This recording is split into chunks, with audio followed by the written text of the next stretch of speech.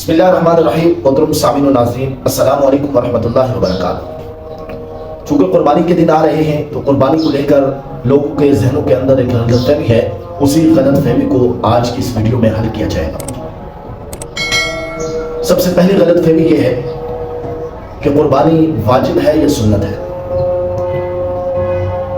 یاد رکھنا کہ قربانی صاحب استطاعت مسلمانوں پر واجب ہے۔ صاحب استطاعت کون ہے؟ انشاءاللہ اس کے لیے الگ سے ویڈیو ریکارڈ کی جائے گی، لیکن اتنا سمجھ لیں کہ صاحب استطاعت مسلمان پر قربانی واجب ہے۔ اس کی بے شمار دلائل ہیں۔ نبی کریم صلی اللہ علیہ وسلم پر اللہ تعالیٰ نے جو سورۃ الکوثر اتاری اس کے اندر واضح قربانی کا حکم ہے۔ نبی کریم صلی اللہ علیہ وسلم نے صاحب استطاعت مسلمانوں پر قربانی کے لیے تاکید کی گئی ہے اور بار بار ترغیب دی گئی ہے۔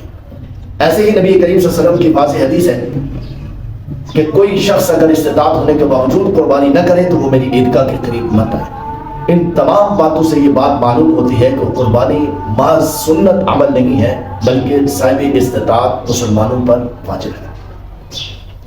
دوسری غلط فہمی لوگوں کے ذہنوں کے اندر یہ ہے کہ قربانی کو واجب علی الکفایہ سمجھتے ہیں کہ کسی ایک فرد کے قربانی ادا کرنے سے سب کی طرف سے قربانی ادا ہو جاتی ہے۔ یہ بہت بڑی غلط فہمی ہے۔ معاشرے کے اندر اس غلط فہمی کا لوگ جو ہے وہ بہت زیادہ شکار ہے، اس لیے ویڈیو ریکارڈ کروا کہ ایک کی طرف سے ایک نے قربانی گھر کے کسی فرد نے قربانی ادا کی تو سب کی طرف سے ادا ہو جائے گی۔ ایسا ہرگز نہیں ہے کہ بیوی بھی صاحب نصاب ہے، شوہر بھی صاحب نصاب ہے، تو شوہر نے قربانی کر لی تو بیوی یہ سمجھتی ہے کہ میری طرف سے بھی ادا ہو گئی، گھر کے کسی فرد نے قربانی کر لی تو سب کی طرف سے ادا ہوگی۔ ایسا ہرگز نہیں ہے، بلکہ قربانی ہر ایک مسلمان صاحب استطاعت پر واجب ہے۔ اگر بیوی صاحب نصاب ہے تو بیوی سے الگ سے قربانی واجب ہے، شوہر بھی صاحب نصاب ہے تو شوہر پر الگ سے قربانی واجب ہے۔ اگر گھر کے 5 افراد ہیں اور پانچوں کے پاس 52.5 تولے چاندی کی بقدر رقم 10، 11 اور 12 ذی الحج تک ہیں اور ان 3 دنوں کے اندر ہیں، تو ایسے ہر شخص پر اگر گھر کے 5 افراد ہیں یا 10 افراد ہیں یا 8 افراد ہیں، جتنے بھی ہیں ان سب پر قربانی واجب ہو جاتی ہے۔